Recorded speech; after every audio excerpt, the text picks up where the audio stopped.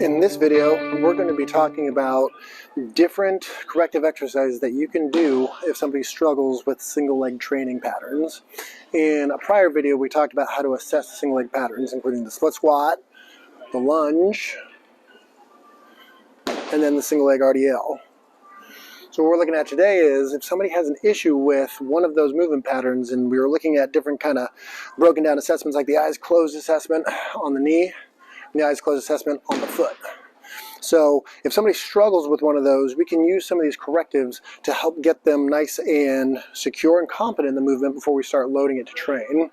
So one of the first ways that we can help somebody get into the proper movement patterns is by giving them a little assistance. Using something like a suspension trainer, like a TRX, or even just grabbing onto a wall. What we're doing here is that we are using an external device for support so that we can get the individual to get into the position correctly. So if I have somebody who can't get into the split squat pattern, either maybe they lack the strength or the stability to get low enough, we can take some of that load off their lower body by using the arms to help and assist. We look for that same kind of clearance where the front thighs coming close to parallel to the ground, both knees bend equally, knee tracks in line with the toe, and their torso remains upright. So we can do that with the split squat.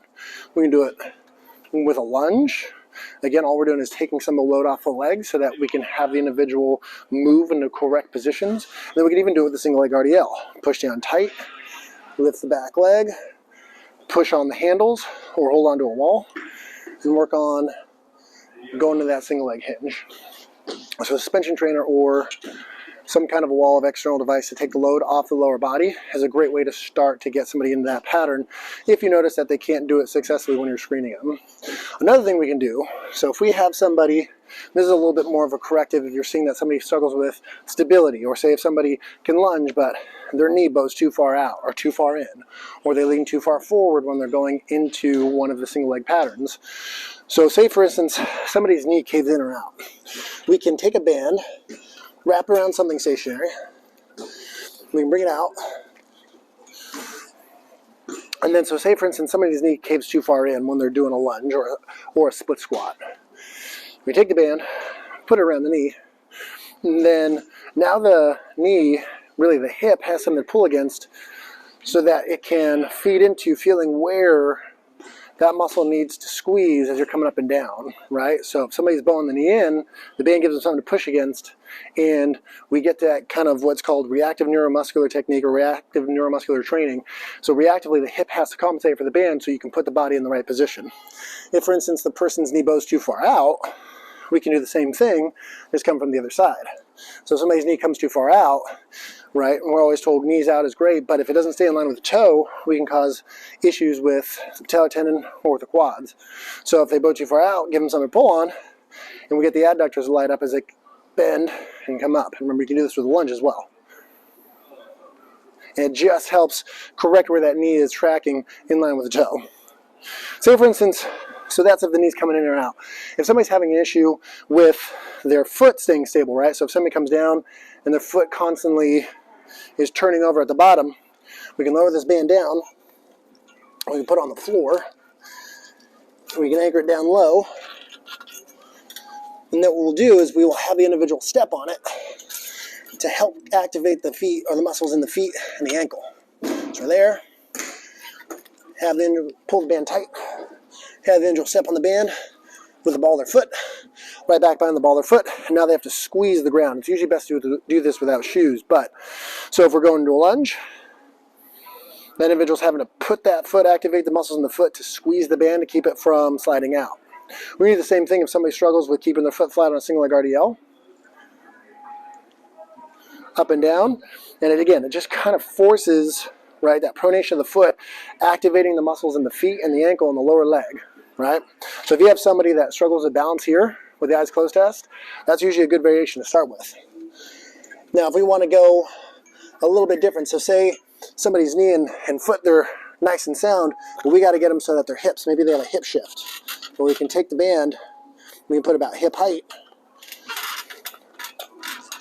and what we'll do is we'll have them come into the band. So let's say an individual does their lunge and they like have this weird kind of twist, they lean to the side. So what we can do is a couple things. First, we have them step into the band, right? And we come from here. Then we'll have them do the squat, the lunge, or even the RDL. What we'll do is I'll force them to squeeze these opposite obliques, kind of the adductors, and keep everything in line. It'll help just keep those hips in a centered position as they come up and down so they're not shifting one way or the other. And same thing, we can band the other side, right, if somebody's hips are shifting the opposite direction. Another thing we can do at about hip height or about shoulder height, I'll raise it up a little bit. So if somebody's coming up and down, and say for instance, they turn or they twist with the shoulders, right? There's some reason, like either through the obliques or the abdomen, that they can't brace themselves. So if somebody's coming down, they have this little shift with the shoulders, right? Or they have to twist when they come up and down. What we can do is come somewhere between the hips and somewhere below the shoulders and anchor the band, and we can activate the core a little bit more. This is a great corrective and action activation exercise to get the core firing with your obliques and your hips. It activates what's called a functional sling, right? Your obliques feed into your glutes, and they activate to create this nice solid posture, and they also help rotate us when we're walking or when we're throwing or when we're swinging an implement. So if we're here, we can come tight, squeeze tight. Now my obliques have to fire. So if I go this side, right, I'm using this butt cheek, my obliques are wrapping around hard to feed into keeping a nice straight posture. So I'm here with it, we do a lunge, we do a split squat, and even do an RDL, right? So if somebody's coming here, have them RDL back, stay nice and engaged, and again, we're feeding through the obliques into the hips, right? And if somebody has a problem with falling to the other side, you can do this variation as well, working more through the adductors and the front side of the obliques if somebody can't stay tall or they rotate through their trunk when they're coming up and down. Then the last one, so some people will lean too far forward if they're doing their split squats or the lunges. So we'll band just above shoulder height, kind of up by their chin or by their head. They'll put the band on around themselves, underneath the arms, and they'll work this kind of reverse pattern. So now the band's trying to pull them forward. They can keep their erectors and their glutes active, and they have something to push against, so that these muscles in the posterior chain of the body have something to actively use, using the band to help them engage as they're doing the pattern. So that's if somebody is coming down in their lunge and their squats and they're leaning too far forward, we have that band. It gives them something to push against, and it just kind of gives some feedback into the back posterior chain, into the erectors, into the glutes, to help kind of keep them upright when they're doing their lunges or their single leg squatting pattern. So there you go. Using a band and reactive neuromuscular technique, we can correct if somebody has ankle eversion or inversion, right? If somebody's knee is trying to go valgus or varus, right? Not tracking over the toe. If the hip shift, if they can't keep their core engaged when they're doing a lunge or an RDL or a split squat. And then if somebody has too much torso lean and we want to get the backside of the body firing, we can actually put a band around their entire body, have them lean back against it, and engage the erectors, all the posterior chain muscles down into their glutes so that they can get a proper movement pattern.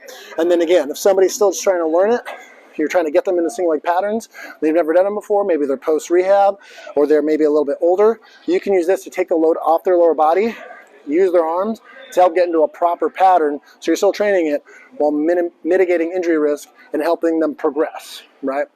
Hopefully that helps.